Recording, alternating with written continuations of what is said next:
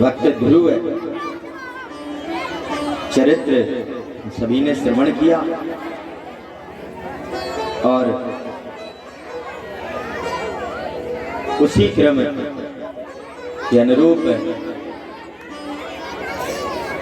कहते हैं एक बार पितामह ब्रह्मा जी ने, ब्रह्मा के पुत्र दक्ष हैं और दक्ष प्रजापति से अति प्रेम करते हैं ब्रह्मा जी, तो समस्त देव परकर को बुलाया, जो देवगण हैं देव समाज को बुलाया और देव समाज को बुला करके एक सभा की और उस सभा में दक्ष को प्रजापति घोषित कर दिया। और जब प्रजापति घोषित कर दिया, अभी कुछ ही क्षण पहले जैसे गीत गा रहे थे तो उस भजन में भी आया, किया अभिमान तो फिर मान नहीं पाएगा। और महाराज वही हुआ कि दक्ष प्रजापति को पद मिला और उन्हें घमंड आ गया, अहंकार आ गया। ये बड़ा कठिन कार्य होता, किसी व्यक्ति को पद मिल जाए, प्रतिष्ठा मिल जाए और धन भी हो और उसके बाद शायद घमंड ना आए, बहुत कठिन कार्य हो जाता है।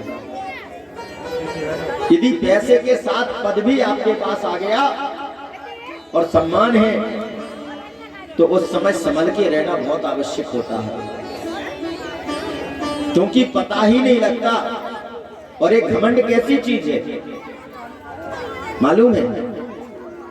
घमंड का लोगों को पता नहीं लगता कि हमें घमंड हो गया। ये वैसे ही होता है जैसे महाराज, कैसे अनुमान लगेगा? ये तो जो आपका बहुत शुभचिंतक है और जब आप उसको भी कुछ छूट देंगे कि भाई कोई भी कमी दिखे हमको बता देना, बुरा ना मानेंगे, तब शायद कोई बता दे। नहीं तो जैसे रात में खर्राटे आते ना, जिसको कई लोग रात में जब सोते हैं तो आवाज आती है, स्लोरिंग बोलते हैं जिसको, आवाज करते हैं सोते समय। अब जो आवाज करता है सोते समय उसको पता नहीं होता कि हम जब सोते हैं तो रात में हमारी भी घुर्रक चलती है। लोगों से कह दो यार रात में बहुत शोर करते हो तुम सोते समय। हम कब करते हैं? सो जाते हैं हम तो प्रेम से। उसको पता नहीं होता कि रात में खर्राटे आते हैं हमको। इसी तरीके का घमंड होता है, व्यक्ति को अनुमान ही नहीं लगता कि हम कब घमंड में पहुंच गए। लेकिन सामने वाले को, जो दूसरे लोग होते हैं उनको, अड़ोस पड़ोस वालों को सबका पता चल जाता कि इनके खर्राटे बज रहे, इनको घमंड चढ़ गया। पड़ोसी बता देगा, गांव के बता देंगे, भैया फला का क्या करना, उनका तो पद भी है पैसा भी है, तो अब इस समय वो आसमान से चल रहे हैं। और वही हालत दक्ष प्रजापति की हुई। इतना घमंड आ गया कि इतना बड़ा पद मिला, मैं प्रजापति बन गया समस्त देव समाज में। और महाराज उस उपलक्ष्य में जब प्रजापति बने तो एक सभा का आयोजन किया उन्होंने। सभा बुलाई और सभा में सभी देवगण समस्त प्रभु भरकर पधारे। समस्त संत समाज बैठी हुई थी कि जैसे ही दक्ष प्रजापति पहुंचे तो सब लोग खड़े हो गए, क्योंकि आप अध्यक्ष महोदय हैं, आएंगे तो स्वाभाविक है बाकी लोग खड़े हो गए। वहां पर 3 लोग खड़े नहीं हुए। देखा प्रजापति ने, तुरंत निगाह गई, ये कौन है भाई? अरे जितने लोग बैठे थे हजारों लोग खड़े हो गए और हम आए और खड़े नहीं हुए 3। ये 3 कौन कौन है? तो देखा कि ब्रह्मा जी खड़े नहीं हो, ओ ये तो पितामह है, पिताजी है, कोई बात नहीं। दूसरे विष्णु जी भी खड़े नहीं हुए, ये तो दादाजी है, पिताजी के भी पिताजी हैं।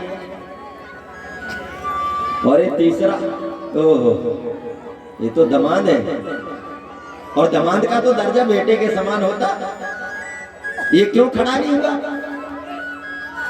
इसको तो सम्मान करना चाहिए। महाराज इतना अधिक क्रोध आया, इतना क्रोध आया कि अध्यक्ष महोदय थे, कोई भी सभा होती है तो सभा में सबसे अंतिम भाषण अध्यक्ष जी का होता है। पहले बाकी सब लोग रखते हैं और अंतिम में अध्यक्ष जी बोलते हैं। लेकिन यहाँ पूरी कहानी उल्टी हो गई। यहाँ तो सबसे पहले अध्यक्ष जी ने माइक पकड़ा और शुरू, क्योंकि गुस्सा भर गया और देखा कि ये दामाद होकर के खड़ा नहीं हुआ, बेटे के समान है, इज्जत नहीं की इसने, क्योंकि अहंकार भरा है। कहने लगे कि श्रूयताम ब्रह्मर्षयो में सहदेवा शाग्नया साधुनां ब्रुवतो व्रतम ना ज्ञान चमत्सरा। दक्ष ने कहा सब लोग सावधान होकर के सुन लीजिए। सारे लोग अचंभित हो गए, हे भगवान सावधान होकर सुनो। क्यों? एक बात कहना चाहूंगा कि जहां विशिष्ट लोगों की सभा हो तो उन विशिष्ट लोगों में कोई भी आगमन होता है तो उस समय सभी लोग सम्मान करते हैं। वहां पर अशिष्ट लोगों को नहीं बुलाना चाहिए। सब एक दूसरे की तरफ देखने लगे देवता के, हे भगवान यहाँ तो सब देवगण हैं, एक से एक बढ़कर आए हैं, प्रभु स्वयं बता रहे हैं, और यहाँ अशिष्ट कौन आ गया है? एक दूसरे की तरफ देख ही रहते। अरे जिसको इज्जत करनी नहीं आती है, सम्मान करना नहीं आता है, ऐसे लोग को बुलाने की क्या जरूरत पड़ती है? सोचने लगे लोग क्या हो गया, कौन आ गया ऐसा? तभी दक्ष ने कहा अरे देखते क्या हो इधर उधर, ये नहीं बैठा है, स्मशान घाट पे रहता है, भूत प्रेतों के संग रहता है, जैसी संगति वैसी रंगति। अरे अच्छे लोगों के साथ रहेगा तो अच्छे गुण आएंगे, भूत प्रेतों के साथ रहना, मरघट पे जाके सोना, इसके गुण कहाँ सभ्यता सीखेगा? ये नहीं बैठा है। अब तो माथा घूम गया, सब लोग हे भगवान महादेवादि देव महादेव को करे, बोले इधर उधर मत देखो, ये है ना भूतों के साथ रहने वाला, न पहनने का न उड़ने का कुछ भी, राखी लपेटे घूमता है भूत प्रेतों से, ऐसे थोड़ी रहते। इसीलिए तो सभ्यता नहीं सीखी है, और जाने कितना अनर्गल अनाप शनाप बचना प्रारंभ कर दिया महाराज। कहते इसका बंदर जैसा मुंह है, और ये करके लोगों ने कहा महाराज आपने बिटिया ब्याही है, दामाद है आपका, तो आप उसको कह रहे हैं कि बंदर की तरह मुख। अरे वो पितामह की जबरदस्ती की वजह से मैंने शादी कर दी थी, मैं मृगलोचनी मेरी कन्या, वरना मैं क्यों ब्याहता। अब तो महाराज वहां पर बाकी लोग तो ठीक है सुनते रहे, लेकिन नंदी महाराज की भक्ति टेढ़ी हो गई। कहा प्रभु देखो बहुत देर हो गई बक बक करते करते और मामला गड़बड़ हो रहा। क्यों?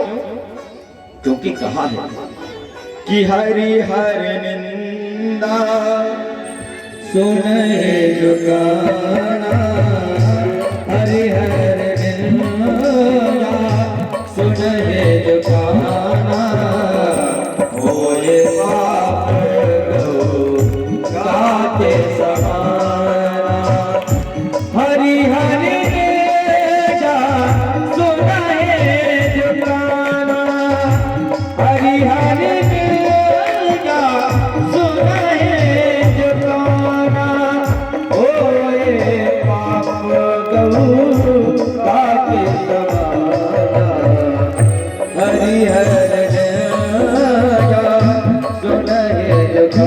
जाना, होए पाप काटे समाना। नंदी महाराज ने कहा, देखो प्रभु, हरि की और हर की, हरि हर, हरि अर्थात श्री भगवान विष्णु भगवान राम कृष्ण, और हर अर्थात महादेव, हर हर महादेव बोला करते। तो हरि की और हर की कोई निंदा सुने और सुनता रहे तो उसको गौ घात, गैया, गो हत्या से जो पाप लगता है, यदि आप बैठे हैं और चुप हैं और कोई निंदा किए जा रहा है और आप विरोध नहीं कर रहे हैं, तो गो हत्या का पाप लगता है। नंदी ने कहा, देखो प्रभु, बहुत देर हो गई है और ये निंदा पर निंदा किए जा रहा, अभी 2 मिनट में हम सारी बोलती बंद किए दे रहे हैं। प्रभु ने समझाया, अरे परेशान मत हो, हमारे ससुर जी हैं। अरे तो ससुर जी हैं तो क्या हुआ, कि कितना अनाप शनाप कुछ भी बोले जा रहे। शंकर जी ने कहा, देखो सबको ससुराल में गालियां मिलती हैं, और उस समय जब हम बारात लेके गए थे तो ये सब भूत गणों की वजह से जो माताएं बहनें बेटियां गाने वाली थी, तो वो तो सब थाली वाली फेंक भाग के भागेंगी, तो उस समय गालियां नहीं कभी, तो आज उनकी पूर्ति ससुर जी कर रहे हैं। भाई ससुराल में तो सबको गाली मिलती है, तो बाकी लोगों ने नहीं दी थी, तो ससुर जी दे रहे हैं आज। फिर भी उसी बीच में महाराज भृगु जी को चैन नहीं पड़ा, और भृगु जी खड़े होकर के दाढ़ी पर हाथ घुमाया और बोले, नंदी ने कहा कि चुप हो जाओ, बहुत देर से आप बकबक कर रहे हैं। तो जैसे ही नंदी का रुके नहीं, नंदी खड़े हो गए और कहा, बहुत देर से आप बकबक कर रहे हैं, क्योंकि आप अनाप शनाप और महादेवादी देव महादेव को बोल रहे हैं, आप जानते नहीं कि आप किसकी आलोचना करने में लगे हैं। तो पक्ष में भृगु जी उधर से खड़े हुए दाढ़ी पर हाथ घुमा और बोले, अरे ससुर दमाद के बीच बात हो रही है, तुम तीसरा बीच में क्यों खड़े हो गए। और भृगु जी ने कहा, हम तुम्हें श्राप देते हैं नंदी से, शिव के जितने गण हैं सब पाखंडी हो जाओ। और नंदी महाराज ने जैसे सुना, रानी बोले, सुनो भृगु जी महाराज, तुम्हारे जैसे चाटकार ब्राह्मण जो सत्य और असत्य को भी परीक्षण नहीं करते, सर्वभक्षी भिखमंगा हो जाए। और इधर से इन्होंने श्राप देना शुरू किया महाराज, उधर से उन्होंने श्राप। अरे भगवान ने कहा, ये तो सम्मान समारोह था, श्राप समारोह हुआ जा रहा। बोले, भाई उठो, चुपचाप चलो यहाँ से जाने में ही फायदा है। और वहां से उठ करके लेकर के गणों को वापस आ गए। कुछ समय पश्चात महाराज, जब व्यक्ति के अंतस में जैसे कहा घमंड होता है ना, तो व्यक्ति पर निरंतर बदले की भावना से काम करता है। जबकि हमें सदा याद रखना चाहिए कि जो प्रेम का धागा है उसको तोड़ तो सकते हैं, जोड़ना बड़ा कठिन होता है।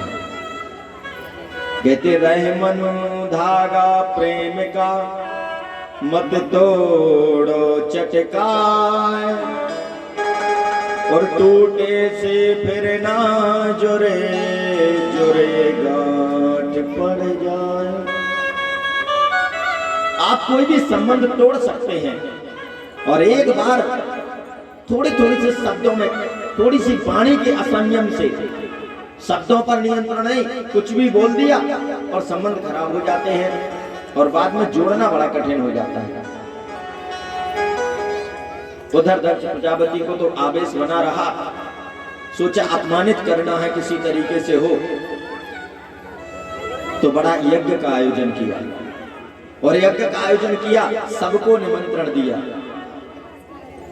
अब देवगण जा रहे हैं सब लोग यज्ञ में, और एक जैसे देवता कर रहे हैं ना, प्रायः यही समाज में होता है, हमारी जिससे बुराई हो और यदि पड़ोसी को उसके यहाँ जाना है तो आपसे जरूर आएगा, क्यों भैया उनके यहाँ नहीं चलना है, क्यों निमंत्रण आया था। आप कहेंगे हमारा उनसे आना जाना नहीं है। अच्छा, हमको पता नहीं था। आपके अगर सामने वाले से झगड़ा है ना और उसके यहाँ कोई कार्यक्रम है तो लोग आके जूते आपके यहाँ उतारेंगे और पूछेंगे आपको नहीं चलना उनके यहाँ, जानबूझ करके कोरे देंगे, पता है कि इनका उनसे झगड़ा है। फिर भी महाराज देवगढ़ निकल रहे हैं, विमान गड़गड़ाते हुए वहीं हिमालय पर्वत के ऊपर से निकाल रहे हैं और वहां से जा रहे हैं तो सती जी ने देखा कि अरे इतने विमान क्यों जा रहे हैं, इतना बड़ा परिकर, बार बार विमान निकल रहे हैं और ऋषिगण, महात्मा, देववृंद सभी चले जा रहे हैं। उसी में से कुछ जो अन्य देव पत्नियां थी, उन्होंने कहा आपको नहीं चलना, कहां जा रही हो? अरे तुमको नहीं पता तुम्हारे पिताजी के यहाँ कितना बड़ा यज्ञ होने जा रहा है, वहीं जा रहे हैं हम लोग। तो अच्छा, तुरंत दौड़ करके आई महादेव बाबा से बोली, सुनिए महाराज, बताइए देवी क्या है? अरे वहां पिताजी यज्ञ कर रहे हैं तो वहां चलना है, बताओ मायके में इतना बड़ा आयोजन है और जाए नहीं? महादेव ने कहा देवी नहीं जाना है वहां। क्यों नहीं? बोले तुम्हारे पास कोई निमंत्रण आया है क्या? लो प्रभु, आप भी जाने कैसी कैसी बात करते रहते हो, बताओ जब पिताजी ने किया है, उनकी लाडली बिटिया है तो निमंत्रण तो भेजा होगा। हो सकता है अनेकों बार कोई दिक्कत हो गई हो, कोई डाकिया के यहाँ काम लग गया हो, डाक देर से आई हो, ना आई हो, आप पर्वत पे रहते हैं, कहीं सीधे रहते होते रास्ते में तो कोई दे जाता, आने में चिट्ठी कहीं रुक गई हो, भेजा हो। या कई बार ऐसा भी होता जो सबसे ज्यादा खास होते हैं तो अनेकों बार हम अन्य लोगों से सब कुछ करते रहते और पता चला सबसे नजदीक वाले को निमंत्रण देने ही भूल गए, उनके घर बैठे भी रहे और याद चली गई। जिससे सारी सलाह लेते कई बार उसी को निमंत्रण नहीं करते, ऐसा भी हो जाता है। जिससे बहुत संबंध हो, अनेकों बार शादियों में होता, जो तजगरा लिखना उसी का नाम छूट गया और वही तुम्हारी शादी में लिखना तजगरा और उसी का परिवार का नाम छूटा, पता चलेगा। तो सती जी ने कहा ऐसा भी हो सकता है, अनेकों बार याद नहीं रहता, बहुत करीब वाले लोग छूट जाते हैं, तो चलिए क्या दिक्कत है? महादेव ने कहा देवी आप कह तो ठीक रही हैं, लेकिन यदि ऐसा मामला होता तो जरूर चलते, बात ही नहीं है तो फिर कौन सी बात है? तब महादेव ने बताया कि एक बार सभा का आयोजन था और वहां पर हम खड़े नहीं हुए तो पिताजी गुस्सा हो गए और उन्होंने उस समय रुष्ट होकर के बहुत कुछ कहा। तब सती जी ने कहा कि अरे आप भी जाने कैसे हैं, बताइए जब पिताजी आए थे तो आपको खड़े हो जाना चाहिए। महादेव ने कहा बात ही नहीं थी, दरअसल मैं प्रभु के ध्यान में था, सदा लीन रहते हैं। महादेव ऐसे भक्त हैं, इस सृष्टि में सबसे बड़ा भक्त यदि कोई है तो वो महादेव ही है, जो 24 घंटे और एक महामंत्र सिर्फ राम राम राम राम राम राम में मस्त रहते हैं। राम का जाप चलता रहता है, निरंतर चलता है उनका सतत। सबसे बड़े भक्त हैं महादेव। तो उन्होंने कहा हम तो लीन थे भक्ति में, हमें पता ही नहीं लगा कि कब आ गए। तब स्थिति यह हुई कि महाराज सती जी ने कहा लो, अरे देखो यदि अभी नहीं जाएंगे तो मामला और बिगड़ेगा। अरे बड़े घरों की बात है, यदि छोटी छोटी सी बातें भी बड़े घरों की अखबारों में छप जाती, लोग कहेंगे ससुर दामाद का झगड़ा है इसलिए आई नहीं, अब तो और जल्दी चलना चाहिए, कम से कम जो पहले विवाद था वो समाप्त हो जाएगा। महादेव ने कहा देखो देवी, जहां पर स्नेह ना हो वहां नहीं जाना चाहिए, क्योंकि अनुराग नहीं है, स्नेह नहीं है, और यदि आप जाएंगे तो वहां अपमान होगा। कहते आवत ही हर से नहीं कि नैनन नहीं सने, कि तुलसी तहां न जाइए, चाहे कंचन बरसे में। आप जहां जाए और यदि जाने से उसको हर्ष नहीं होता है, वो कितना भी आपका करीबी है, आप उसके यहाँ जाते हैं और उनको हर्ष नहीं होता है, आवत ही हर्ष ही नहीं, नैनों में स्नेह नहीं, तो कहते हैं कि वहां भले ही सोना क्यों ना बरस रहा हो तो भी नहीं जाना चाहिए। जिसके यहाँ प्रेम हो, स्नेह हो, वहां जाना चाहिए। इसलिए देवी दक्ष के यहाँ पर, पितामह के यहाँ पर जाना इस समय उचित नहीं है, क्योंकि उनके अंदर स्नेह नहीं है। लेकिन सती जी ने कहा कि महादेव जाना है, चलिए। देखो देवी, हम तो नहीं जाने वाले, बाकी आपकी मर्जी, आपको जाना हो तो आप जा सकती हैं, हम आज्ञा नहीं देते कि आप जाओ। लेकिन यदि आपको हट करती हैं कि जाना ही है तो जाइए, उचित नहीं है, इतना अवश्य कहेंगे। यहां पर लोगों के मन में प्रश्न आने लगता है कि सती जैसी शादी परम सती थी, जो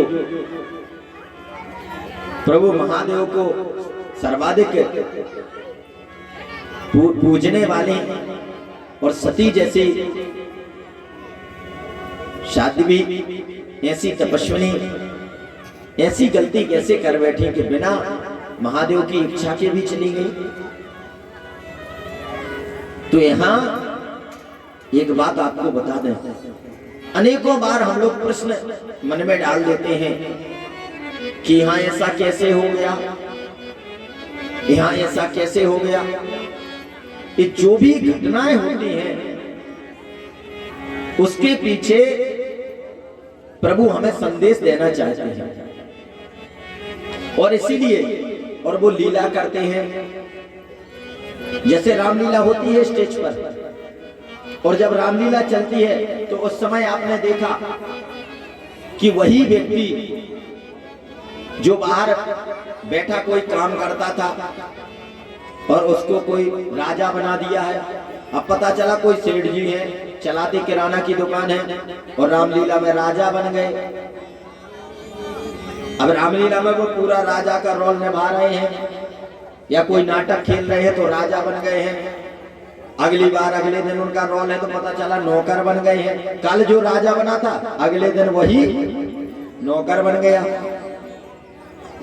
किसी दिन कुछ और बन गया। एक ही व्यक्ति है, कई बार बदलता रहता है, जब जैसा रोल आ गया बन जाता। अब आप कहो कि अरे ये तो राजा था और ये यहाँ किराना की दुकान चलाता है सुबह, रात में तो राजा था वहां। तो राजा कैसा था? वो वहां लीला दिखा रहा था, और जब लीला दिखा रहा था तो उस समय राजा बनना पड़ा तो राजा बन गया, नौकर बनना पड़ा तो नौकर बन गया, जबकि था तो वही सेठ का सेठ। जब कपड़े उतार दिए तो सेठ, जहां के तहां। तो ऐसे ही सती ऐसी साध्वी है जो सब कुछ जानती है। ऐसा नहीं है कि सती अपनी हट की वजह से गई है। सती कहते हान लाभ जीवन मरण यस अपयस विधिहान। ये सारी घटनाक्रम उस विधाता के हाथ में है, और वो जैसा जैसा चलाना चाहता है वैसे चलना पड़ता है। और महादेव को और अधिक प्रतिष्ठा दिलाने के लिए, क्योंकि आज जो दक्ष प्रजापति ने महादेव का अपमान किया है ना, तो महादेव की और अधिक प्रतिष्ठा बढ़ाने के लिए सती ने एक कार्य किया है। सती ने महादेव की अवहेलना नहीं की है, वरन महादेव की महिमा बढ़ाने के लिए। तो महाराज यही चली जाती हैं, और जब सती जाती हैं तो पीछे से कुछ अपने गणों को भी भेज देते हैं महादेव, और वहां पहुंचती हैं तो जैसे ही पहुंचती हैं कि महाराज बहनों ने देखा ओ सती आ रही है, तो कहती है देखो निमंत्रण तो गया नहीं था और आ गई है। ओहो बहन, अभी तुम्हारी ही चर्चा कर रहे थे हम, बड़ा बुरा लग रहा था कि आप नहीं थी, हमें लगा शायद निमंत्रण नहीं दिया तो नहीं आओगी, बहुत अच्छा किया तुम आ गई हो। अब बताओ, उन्हीं से कह रहे हमें लगा निमंत्रण नहीं दिया था इसलिए शायद नहीं आओगी, बहुत अच्छा किया तुम आ गई हो।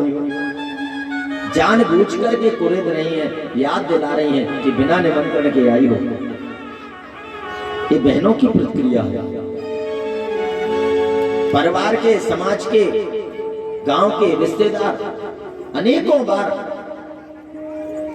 हंसी उड़ाने में ज्यादा आनंद लेते हैं,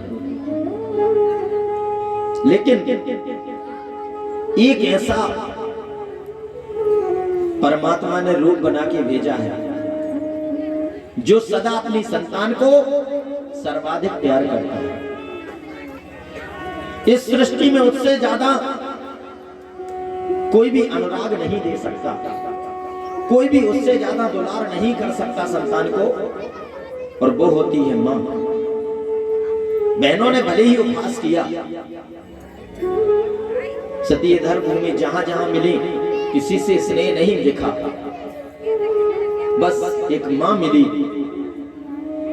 तो मां कहते हैं कि सादर भले मिली के माता, सागर भले मिली के माता, भगनी मिली बहुर मुस्काना।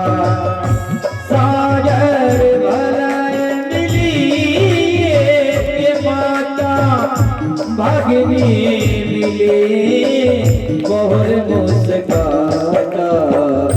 सागर भले मिली के माता, भगनी मिली बहुर मुस्काना। सिर्फ एक मां मिली जिसने भलाई पूछी और बेटी को हृदय से लगा लिया, क्योंकि मां ही एक ऐसी है जिसको बेटा हो बेटी हो सभी प्रिय होते हैं।